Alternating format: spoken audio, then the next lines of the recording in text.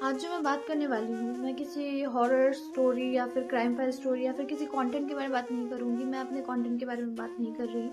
मैं एक ऐसे टॉपिक पे बात कर रही हूँ, एक ऐसे मुद्दे के बारे में बात कर रही हूँ जो देश भर में अभी चल रहा है और बहुत ज़रूरी भी है चलना इस बारे में बात की। हमारी जो धरोहर है देश की, हमारी जो आप कह लो कि जो देश को आज तक मतलब कि गर्व कराते आई है, अरावली पहाड़।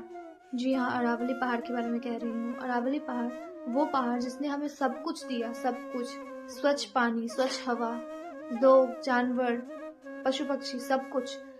लेकिन हम उसकी कद्र नहीं कर रहे। हम उसकी कद्र उस पत्थर के ढेर से कर रहे हैं जिसको सरकार ने कहा है कि जो पहाड़ 90 मीटर से कम होंगे उसको पहाड़ नहीं माना जाएगा। मतलब वो पहाड़ की गिनती में नहीं आएंगे। और अगर अरावली ना रही ना, उसके बॉर्डर, अगर उसके जो वॉल ना रहे ना, तो जो रेगिस्तान के रेत है, सहारा डेजर्ट के जो रेत है, वो सीधे यूपी और दिल्ली में अपना असर दिखाएंगे, जो कि बहुत पोल्यूशन फैला सकती है। और हमारे बूढ़ों और बच्चों को, आने वाले यंगस्टर्स, आने वाले जनरेशन में विदाउट मास्क हम लोग चल ही नहीं पाएंगे। इतनी बीमारियां फैलेंगी उसके पोल्यूशन से, उसके एयर पोल्यूशन से, कि शायद ही हमारा बचना मुश्किल ही हो। और अभी तो सिर्फ दिल्ली में तो एयर पोल्यूशन को कंट्रोल करने के एयर प्योरीफायर भी होता है, बट उस टाइम पे ऑक्सीजन भी ढंग से नहीं मिलेगा। और वही अरावली, जब सूखे पड़े थे गांव, अरावली के ही इधर से साइड से पानी आया था।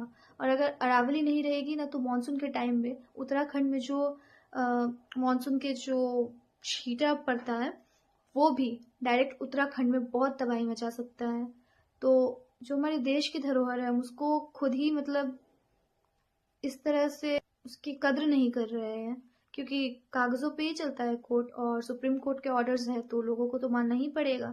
लेकिन मैं आप लोग से पूरी होप रखती हूँ कि आप हमारे देश की धरोहर जो है अरावली, जो सालों से हमारे मान को बढ़ाती आई है, उसको बचाओगे, मेरे साथ सपोर्ट करोगे। मैं चाहती हूँ कि इस जगह इस जगह आप लोग सपोर्ट करो, क्योंकि वो हमारे देश की धरोहर है।